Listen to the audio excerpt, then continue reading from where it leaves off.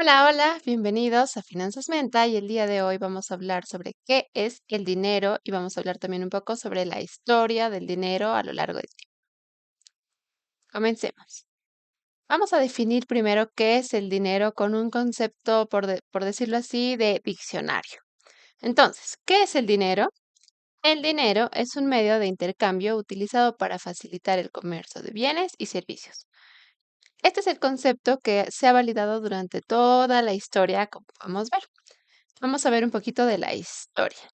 Históricamente, el dinero ha adoptado diversas formas, desde bienes físicos como el oro, la plata, em, hasta otras formas más abstractas como monedas fiduciarias respaldadas por gobiernos, que son las que más se utilizan hoy en día, o incluso formas digitales como criptomonedas.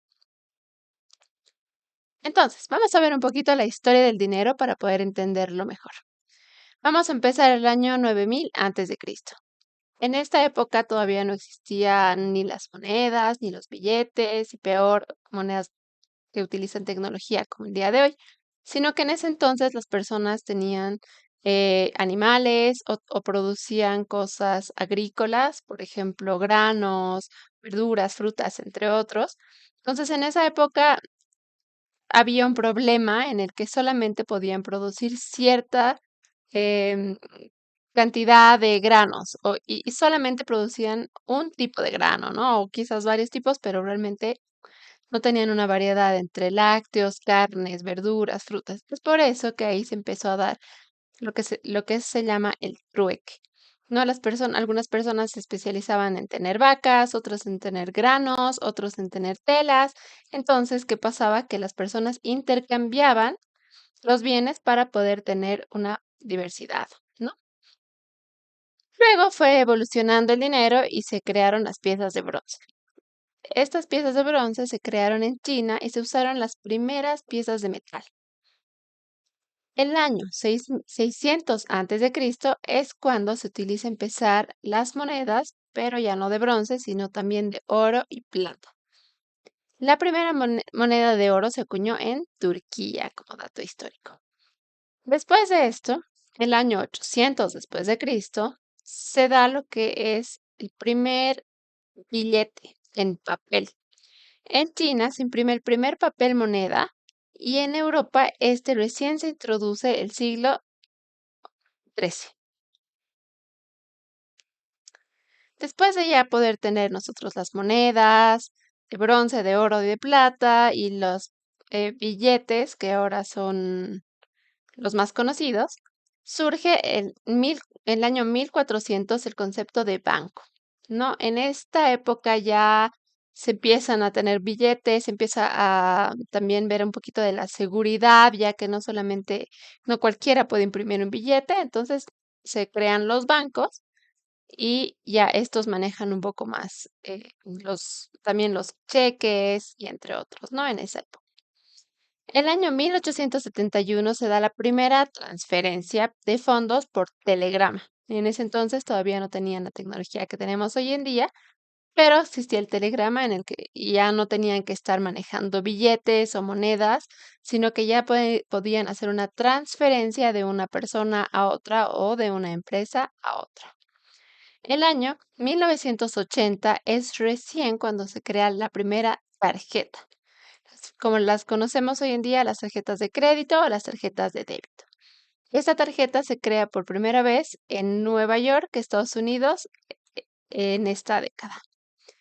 Luego se dan los pagos electrónicos, con ya el surgimiento de la tecnología, los celulares, entre otros, se dan los primeros pagos electrónicos a finales de los años 90.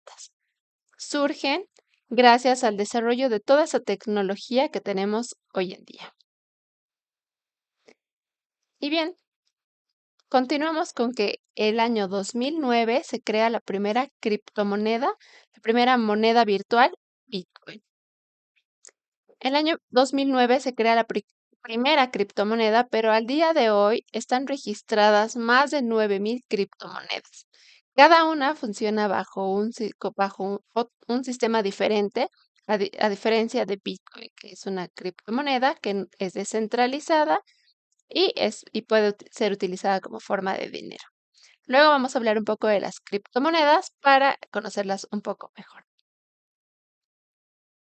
Entonces, ¿qué es el dinero? El dinero tiene varias funciones clave, características que tiene que cumplir para que nosotros podamos decir que sí es dinero. Incluye ser un medio de intercambio, una unidad de cuenta y una reserva de valor. ¿A qué nos referimos con estos conceptos? Son La primera característica que tiene que tener el dinero es que es un medio de intercambio. Es decir, el dinero tiene que tener la capacidad para facilitar el intercambio de bienes, servicios y otros activos en una economía.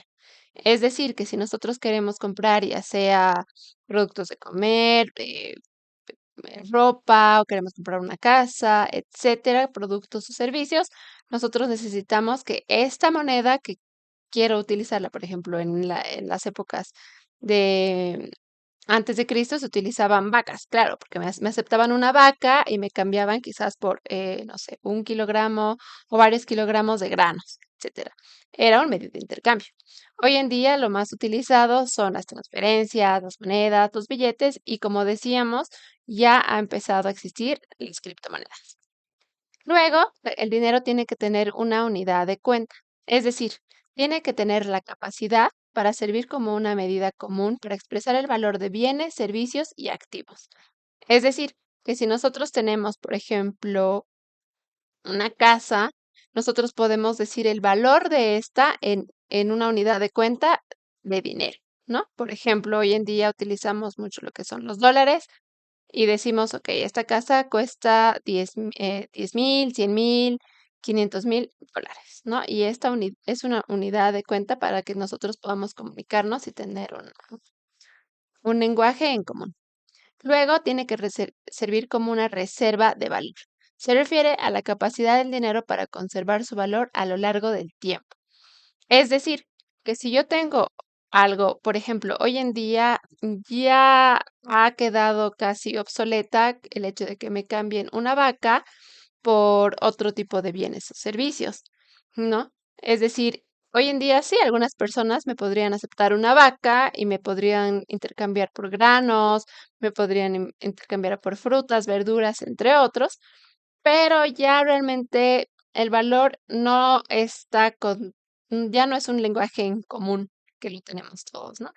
Algo que quería mencionar, porque hemos visto un poco la historia del dinero, es porque, claro, la historia del dinero no ha cambiado de un día al otro. No fue que un día dijeron en todos los países, hoy día se utilizan monedas y todos empezaron a utilizar monedas porque tenían en su bolsillo. No fue así, sino que se fue dando gradualmente, ¿no?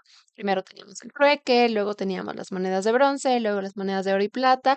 Claro, y seguían funcionando las monedas hasta que empezaron a funcionar los billetes, luego ya tenemos los billetes o los cheques que eran antiguamente, y claro, empezamos a tener las transferencias bancarias y al mismo tiempo funcionaban los anteriores, pero en algún momento dejaron de funcionar. Pero no fue que de un día al otro todos dijimos, ok, no usamos más monedas, no usamos más billetes, sino que sí los estamos utilizando, pero como pueden darse cuenta, hoy en día se utiliza mucho las tarjetas, las transferencias, ya hoy en día se utiliza la tecnología.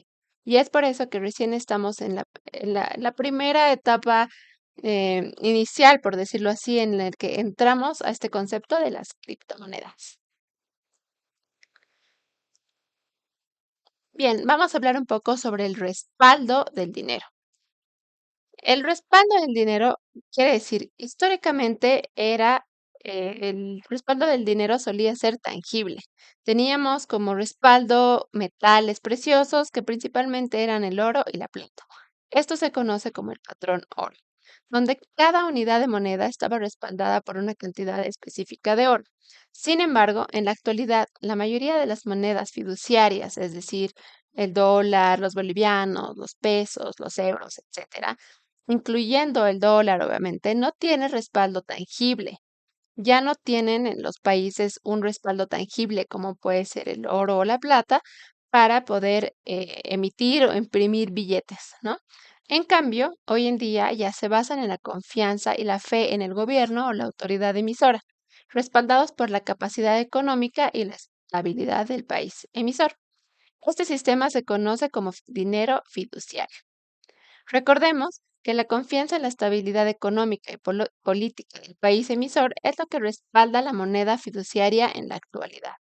Es decir, lo que le da valor a nuestro dinero, lo que le da el poder adquisitivo de nuestro dinero, está respaldado por la estabilidad económica de un país, ¿no? Es por eso que vamos viendo cómo va variando el valor de un boliviano, de un dólar, de los pesos, de los euros, entre otros, ¿no?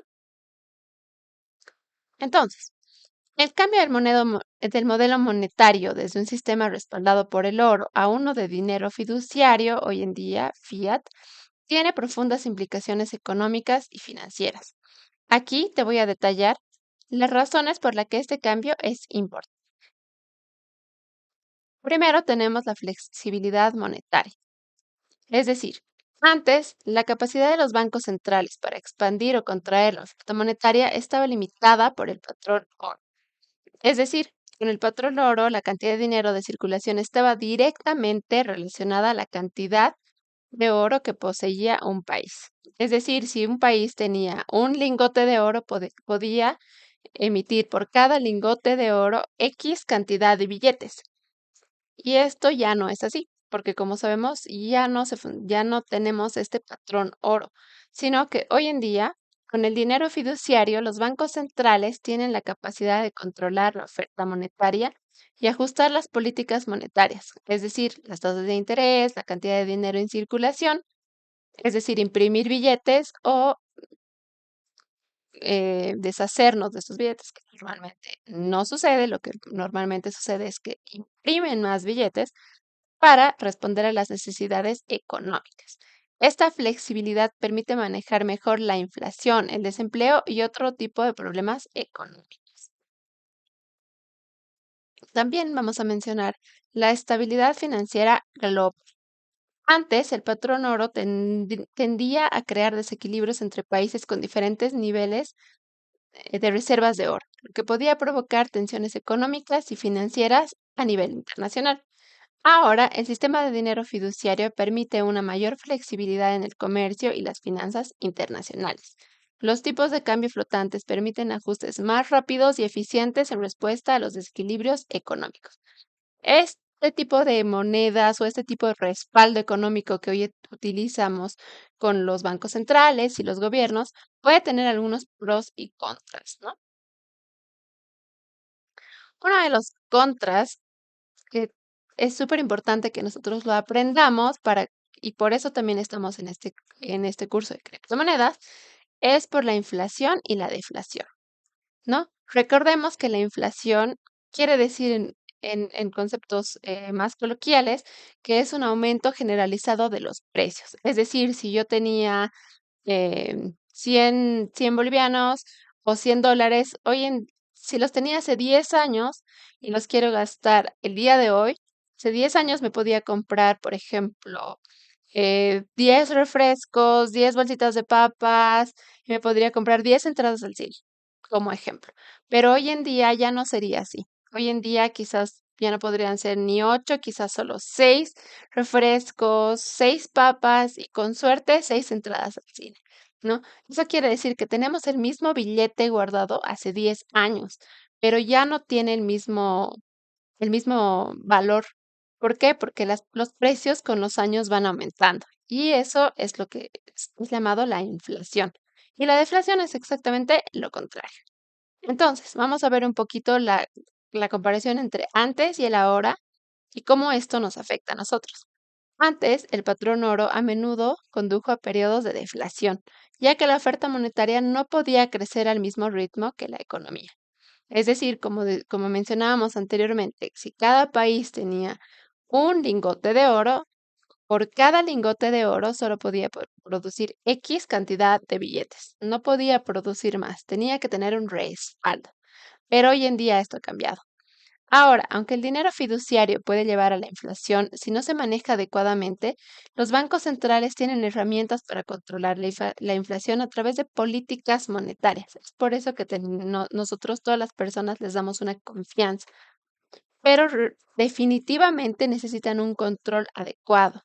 que puede contribuir a una estabilidad de precios en el largo plazo, pero seamos honestos y si nosotros vamos viendo cómo ha sido a lo largo de los años, esto no está tan bien controlado en ningún país. Todos los países han demostrado tener una inflación, aunque también hay unas cositas que tampoco se entienden tanto porque si nosotros vamos al supermercado o queremos viajar, las cosas parecen más caras de lo que los políticos nos dicen. Es por eso que en realidad la inflación está siendo un poco más alta de lo que las cifras dicen y nosotros tenemos que empezar a ver cómo protegernos de la inflación. Las cifras son realmente bajas, pero aún así nuestro dinero siempre va, mientras la inflación cada año vaya creciendo, nuestro dinero va a valer menos en el futuro, ¿no? Entonces, definitivamente también cuando hablamos del respaldo del dinero, hablamos de la confianza y la estabilidad. Es decir, antes teníamos el respaldo del oro que proporcionaba una base de confianza en el valor del dinero, ya que estaba respaldado por un activo tangible, es decir, que se podía tocar. Hoy en día, las cosas han cambiado. La confianza en el dinero fiduciario se basa en la estabilidad y credibilidad de las instituciones emisoras, principalmente los bancos centrales y los gobiernos, que son los que emiten las políticas y definen al final del día cuántos billetes se van a seguir imprimiendo en un año, por ejemplo, ¿no? La gestión adecuada de la política monetaria y fiscal es crucial para mantener esta confianza.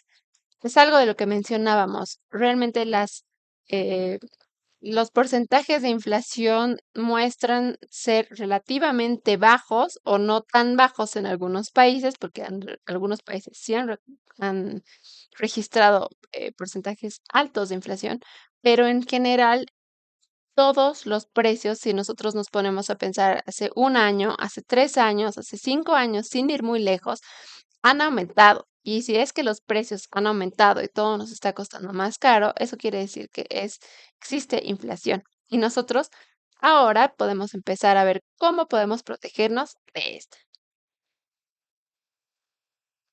Entonces, vamos a concluir. El cambio a un modelo de dinero fiduciario ha permitido una mayor flexibilidad y capacidad de respuesta de los gobiernos y bancos centrales frente a las fluctuaciones económicas. Sin embargo, también requiere una gestión prudente para evitar problemas como la hiperinflación que está pasando en algunos países o el exceso de deuda pública.